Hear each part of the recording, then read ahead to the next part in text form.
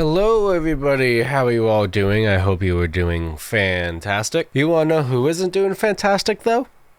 Adobe. I swear, watching Adobe make self-destructive decisions is like watching my uncle reach for his 5th last drink of the week. No matter what, they're just gonna keep making them.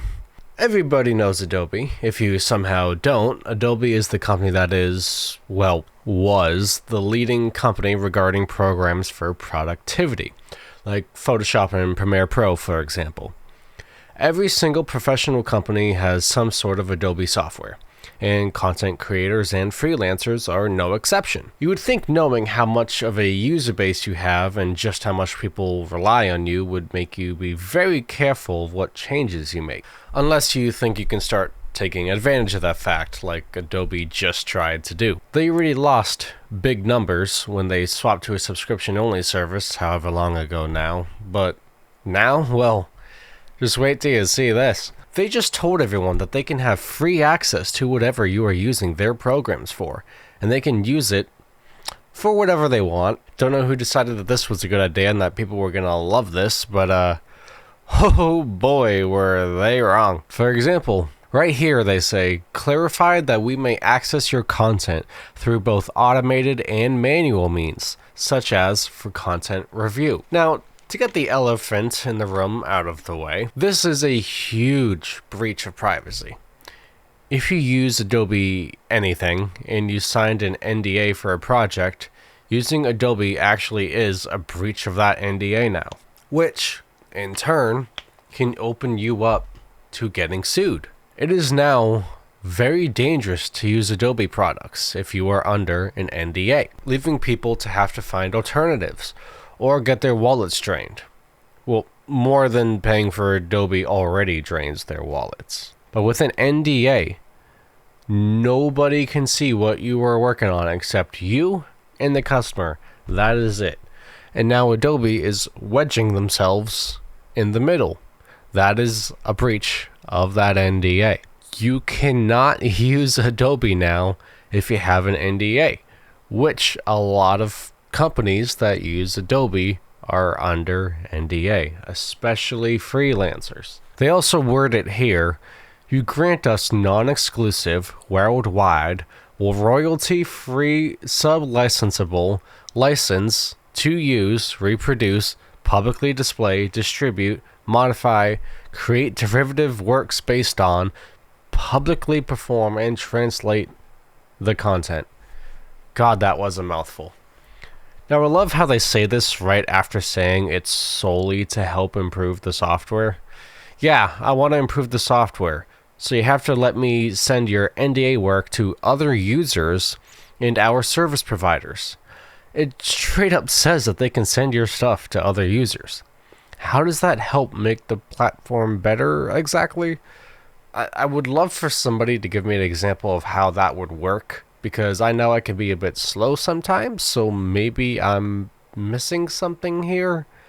I just really don't understand how giving them permission to make works based on your work is helping the programs you're using. I really don't get that. Okay, so you don't like it, so just cancel your subscription. It's not that big of a deal, right? Well, here's the thing.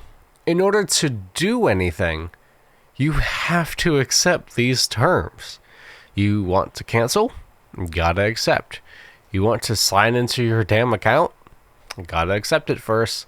They straight up block you out of everything unless you accept their ransom, which is you giving them the rights to do whatever they want with your work. Some people have had to resort to canceling their credit cards in order to cancel their payments, since Adobe wouldn't let them in to cancel it themselves. Okay, so what if you just hit accept because you want to just cancel and get it over with and forget about it and act like this never happened? Well, I hope you have an extra $400 to throw down the toilet. You see, they charge you a fee for canceling, which is 50% of what you owe left. I mean, how is that even legal exactly? This is the only company I've seen that charges a cancellation fee. I remember when I had to cancel my Premiere Pro a few years back because I got hit with a shit ton of bills and financial issues, and I just couldn't afford the monthly payments anymore. They wanted me to pay $400 to cancel. I ended up having to eat that $400 just to save more in the long run due to my specific situation, and it brought my bank account into the negative. I don't understand how that is a legal thing to do. It's such a horrible business practice. Here's a pretty obvious thing as well. It's no secret that Adobe has been trying to embrace AI lately, which is so brain dead since they know artists fucking hate AI since it steals from them, but they still went ahead and added it.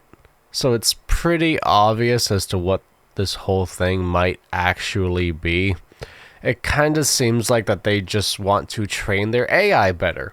They want to record and watch what every artist is making and feed it into the AI so that the AI can get better and learn and yada yada yada yada. Which is so weird to think about, that they want to use artists to train their AI to replace the artists. And I know this is not the only company doing that, but it's still just very weird that you are trying to force people to be okay with that or lock them out of their account. I think that's pretty obviously what's happening. It's under the guise of making the app better, but what they really mean is making the AI in the app better, because the app is fine. Like, back when I was using Premiere Pro and Photoshop, the app was fine. I didn't have any issues. I especially didn't have any issues that would require access to my, like, whatever I'm working on. I don't understand that lie there. Now, what came from all of this? Well, Adobe stock goes down. Tons of people have to cancel their cards. And a good chunk of businesses and freelancers and artists had to abandon Adobe. I would say this decision is going really well for Adobe. All in all, a really smart business decision on their end. Gotta crack a few eggs in order to make an omelet, I think that saying is, I guess. In my opinion, Adobe needed to go down anyway. Their predatory business just needed to be replaced. This is what happens when you get too big as a company. You get too cocky, and you think you can grab your consumers by the balls, or ovaries, depending on who you are, and toss them around and do whatever you want with them. For those of you who also see this and want help finding Adobe alternatives, here's a list of some alternatives that you should check out. I personally use Clip Studio for my thumbnails and the artwork that I like to draw from time to time. Not subscription based, by the way. And I use Filmora for my video editing.